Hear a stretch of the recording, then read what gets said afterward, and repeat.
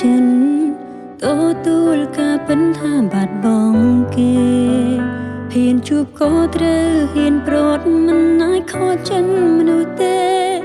ចិត្តគេមិនដែលព្រមស្មើយើងឡើយគ្រប់គ្រាន់ហើយទាំងភ្នែកអើយបេះដូងអើយឈុំនឹកទៅទួងត្រូវរស់នៅឯកាក៏ដោយព្រោះយើងព្រមតាំងពីដើមព្រមស្ម័គ្រឈឺបែបនេះហើយកុំឲ្យគេឃើញថាយើងឈឺចាំវាឈឺចាប់ព្រោះទៅបាយស្អែកខានស្អែកនឹងធូរហើយឈឺចាប់ប៉ុណ្នេះក៏មិនដល់ស្លាប់រូបយើងមិនធ្លាប់សំខាន់ពេលចាប់ផ្ដើមគេធ្លាប់ប្រាំគេប្រាប់ថាមានមនុស្សក្នុងចិត្តហើយឈឺខ្លាំងព្រោះតែបែកគ្នាទ្រាំបន្តិចនឹងធូរហើយលើកក្រោយត្រូវចាំកុំឲ្យជួបទៀន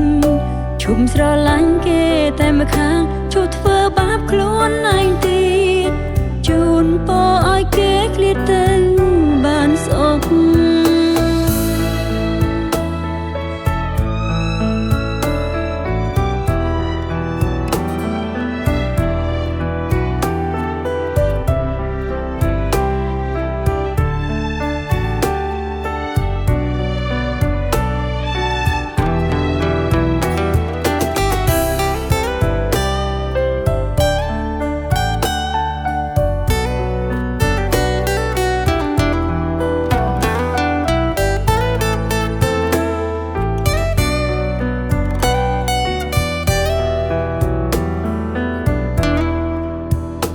អ្នកចង់ទៅគង់ទៅ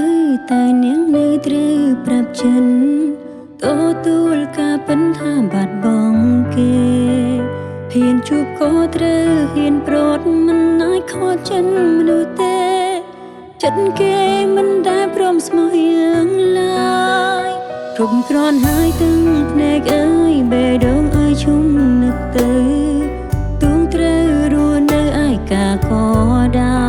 យព្រោះយើងព្រមតាំងពីដើមព្រមស្ម័គ្រឈឺបែបនេះហើយកុំឲ្យគេឃើញថាយើងឈឺចាំវាឈឺចាប់ព្រោះទៅបាយស្អែកខានស្អែកនឹងធូរហើយឈឺចាប់ប៉ុណ្នេះក៏មិនដល់ស្លាប់រូបយើងមិនធ្លាប់សំខាន់ពេលចាប់ផ្ដើមគេធ្លាប់ប្រាំគេប្រាប់ថាមានមនុស្សក្នុងចិត្តហើយឈឺខ្លាំងព្រោះតែបែកគ្នាទ្រាំបន្តិចនឹងធូរហើយលើកក្រោយត្រូវចាំកុំឲ្យជួបទៀនឈុំស្រឡាញ់គេតែម្ខាងជួបធ្វើបាបខ្លួនឯងទៀតជូនពរឲ្យគេឃ្លាតទៅបានសុខវាឈឺចាប់ព្រោះទៅបាយស្អែកខានស្អែកនឹងធូរហើយឈឺចាប់ប៉ុណ្នេះក៏មិនដល់ស្លាប់រូបយើងមិនធ្លាប់សំខាន់ពេលចាប់ផ្ដើមគេធ្លាប់ប្រាំគេប្រាប់ថាមានមនុស្សក្នុងចិត្តហើយឈឺខ្លាំងព្រោះតែបែកគ្នាទ្រាំបន្តិចនឹងធូរហើយលើកក្រោយត្រូវចាំកុំឲ្យជួបទៀនជុំស្រឡាញ់គេតែម្ខាងជប់ធ្វើបាបខ្លួនឯងទៀតជូនពរឲ្យគេឃ្លាតទៅបានសុខត្រូវរៀនរួមដោយគ្មានគេត្រូវភ្លេចគេឲ្យគេសុ